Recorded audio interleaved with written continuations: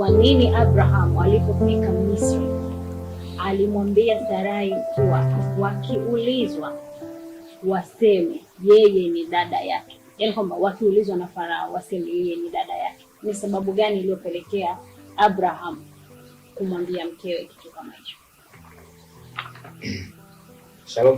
Shalom. Sababu iliyopelekea Abraham kumwambia mke wake aseme namna hiyo kwa sababu alikuwa anaogopa kuuawa kwa sababu ya mke wake. Sababu Abraham alikuwa anafahamu kwamba sehemu waliokuwa wameenda, ambapo mfalme wa hiyo sehemu alikuwa anaitwa Abimelech, walikuwa ni watu ambao hawana imani sana na Mungu. Kwa Abraham aliogopa kuuawa kwa sababu ya mke wake, maana hajidanganya.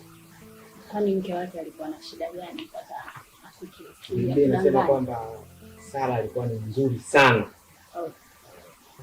Kupitiliza. Habari mchungaji. Ndio. Aliogopa hofu ya kibinadamu. Okay. Nadhani iliyosababisha aliwaelewa hao watu. Aliwaelewa. Kwa hiyo akajipanga kibinadamu.